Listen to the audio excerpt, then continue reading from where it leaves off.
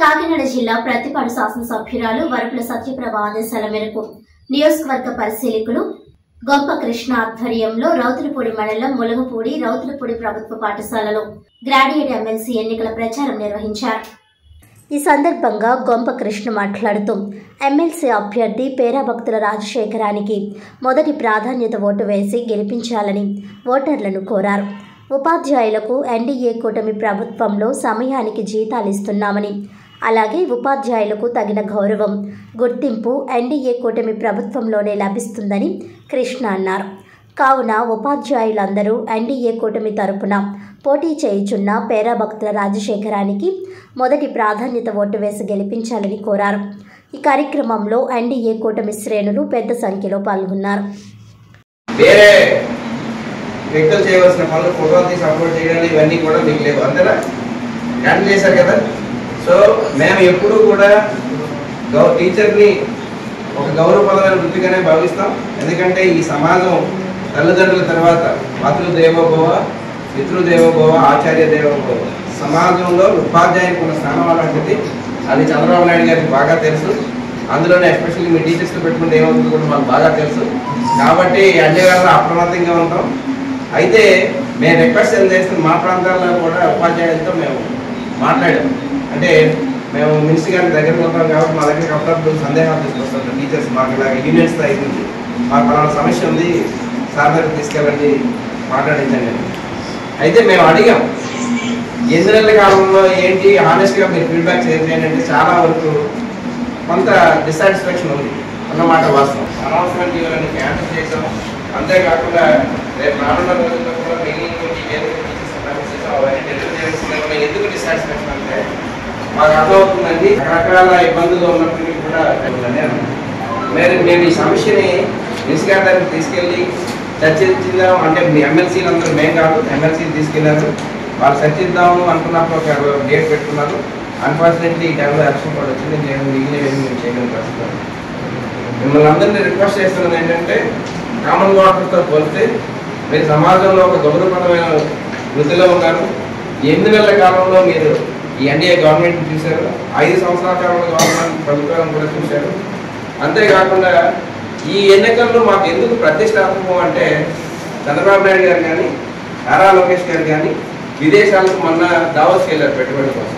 అంతేకాకుండా లోకేష్ గారు యుఎస్ఏ కానీ యూకే కానీ మిగిలిన ప్రాంతాలకు పెట్టుబడికి వెళ్ళినప్పుడు వ్యాపారవేత్తల నుంచి ఎదురవుతున్న ప్రశ్న ఏంటంటే, సార్ మీరు గవర్నమెంట్ ఫామ్ చేశారు, మీరు 5 సంవత్సరాలు ఉంటారు, మేము ఖచ్చితంగా మీరు 20 లక్షల ఉద్యోగాల కల్పన అని మీకు ఎజెండాలో పెట్టుకున్నారు కాబట్టి మీరు ఉద్యోగ కల్పన కోసం మాకు అన్ని రకాల రాయితీలు ఇచ్చి మమ్మల్ని వ్యాపారాలు చేసుకొని ఇస్తారు, మీరు విద్యార్థులకి యువతకు ఉద్యోగాలు కల్పిస్తారు.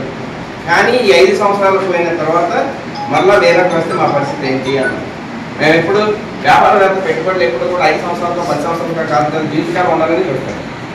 లాంగ్ టర్మ్ ఇన్వెస్ట్మెంట్సే ఉంటాయి. షార్ట్ టర్మ్లో సంవత్సరం 2 సంవత్సరాలు ఏముండవు కదా. మళ్ళీ 5 సంవత్సరాలు అయిపోయిన తర్వాత ఒకవేళ మీరు ఏదైనా తప్పిదం జరిగి వేరొక వస్తే మా పరిస్థితి ఏంటి అంటున్నారు. అలాంటి వాటికి సమాధానం చెప్పాల్సిన చంద్రబాబు నాయుడు గారు కాదు. అనేక సందర్భాలు మీకు కూడా చెప్పాం. ఉపాధ్యాయ వృత్తి అనేది మరి భగవంతుడు మనకి మన తల్లిదండ్రుల దయ వల్ల కల్పించినట్టు మహోన్నతటువంటి స్థానం. ఆ స్థానం ద్వారా మీరు ఇవాళ ఈ ప్రభుత్వానికి చేయూతని ఇవ్వాల్సిన అవసరం ఉంది. ఎందుకంటే ప్రభుత్వం అత్యధిక మెజార్టీతో ఉంది. ఇప్పుడు వెళ్ళే వ్యక్తి ఎగువ సభకు వెళ్తారో మరి ఇక్కడ చట్టాలు అమలు అవ్వాలంటే ఎగువ సభలో ఆమోదాలు పొందాలి. కాబట్టి మరి మరింత ఈ ప్రభుత్వానికి చంద్రబాబు నాయకత్వానికి, ఎందుకంటే మీరు చూసారు అనతి కాలంలో ఆంధ్రప్రదేశ్ బ్రాండ్, ఎందుకంటే గత ప్రభుత్వాలు డిస్ట్రక్షన్ తప్ప కనెక్షన్ అనే విధానం లేనప్పుడు మరి ఈ ప్రభుత్వాన్ని సమర్థతతో ఒక విజన్తో నడిపించే వ్యక్తి చంద్రబాబు నాయుడు గారు. అది మీ మనస్సాక్షి తెలుసు. మరి గతంలో ఆచార్య దేవోభవ అన్న పదాన్ని గత ప్రభుత్వాలు ఏ విధంగా తీసుకువెళ్ళో మీ వ్యక్తిగతంగా నేను అడగలేదు. మీకే తెలిసి అనేక వేదికల ద్వారా కూడా మీరు మాట్లాడుకున్నారు. మీరు మాట్లాడిన మాటల వల్ల ప్రేరేపితమైన ప్రజలు తెలుగుదేశం పార్టీకి, చంద్రబాబు నాయకత్వానికి, భారతదేశంలోని ఆంధ్రప్రదేశ్లోని చంద్రబాబు నాయకత్వాన్ని కోరుకుని చక్కటి మ్యాండేట్ ఇవ్వడం జరిగింది. కాబట్టి దీనికి మద్దతుగా మీ అందరి సహాయ సహకారంలో సత్యప్రభ రాజు గారి నాయకత్వంలో మీ ఓటు ద్వారా రాజశేఖర్ గారికి మొదట ప్రాధాన్యత ఓటు వేసి మరి మాకు మరింత అవకాశాన్ని కల్పించాలని కోరుకుంటూ మరి మీ అందరికి కూడా పాదాభివందనాలు తెలియజేస్తూ మరి ఓటు వ్యవస్థ కోరుతా ఉన్నాం. నేను ఎందుకంటున్నా అంటే నేను మీ నిబద్ధత అనేక సందర్భాల్లో చూసి తప్పనిసరిగా ఒకవైపు సంక్షేమం ఇంకోవైపు అభివృద్ధి నడిపించాలని మేము కోరుకుంటున్నాం.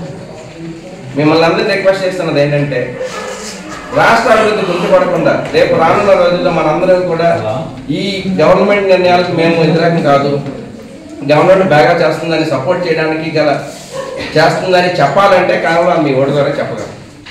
కాబట్టి మీ అందరినీ రిక్వెస్ట్ చేస్తుంది, ఎన్డీఏ అభ్యర్థి అయినటువంటి పేరాబత్తుల రాజశేఖర్ గారికి మీ మొదటి ప్రాధాన్యత ఓటుని వేసి అతన్ని గెలిపించి అభివృద్ధిలో మీరు కూడా భాగస్వాములు కండి అని చెప్తున్నాం. సో ఈ ఎన్నికలు మీకు తెలుసు, జనరల్ ఎలక్షన్లో లాగా పార్టీ సింబల్ మీద జరిగే ఎన్నికలు కావు, ప్రాధాన్యత ఓటు మీద జరుగుతుంది. ఇంతకుముందు మిగిలిన ఎన్నికలు ఎలా ఉంటాయంటే పార్టీ సింబల్ ఉంటుంది, సింబల్ మీద మీరు నొక్కితే సరిపోతుంది. ఉత్తరాంధ్రలో జరిగిన ఎమ్మెల్సీ గ్రాడ్యుయేట్స్ ఎన్నికల్లో 22,000 ఓట్లు ఇన్వాలిడ్గా ఉన్నాయి. మేమేమనుకున్నామంటే గ్రాడ్యుయేట్స్ కాబట్టి వాళ్ళకి అన్నీ తెలిసి ఉంటాయి కాబట్టి ఏ ఓటు ఇన్వాలిడ్ అవ్వదు, ఏదైనా అయితే 1-2% అయ్యి ఉండొచ్చు, అంతకంటే ఎక్కువ ఉండదు అనుకున్నాం. కానీ 22,000 ఓట్లు ఇన్వాలిడ్ ఓట్లు ఉన్నాయి. దానికి కారణం ఏంటంటే అవగాహన లేకపోవడం. దీంట్లో ఏంటంటే పేరాబత్తుల రాజశేఖర్ అనే వ్యక్తికి ఆపోజిట్లో ఒక బాక్స్ ఉంటుంది.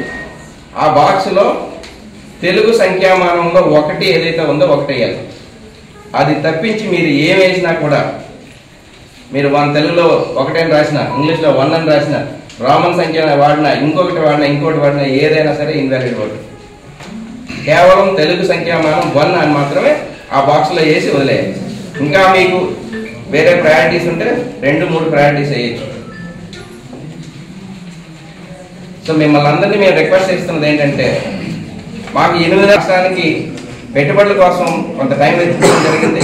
34 ప్రాజెక్టులు వచ్చాయి, మేజర్ ప్రాజెక్ట్స్. 6,50,000 కోట్ల పెట్టుబడులకి పెట్టడానికి ముందుకు అగ్రిమెంట్స్ అయ్యాయి.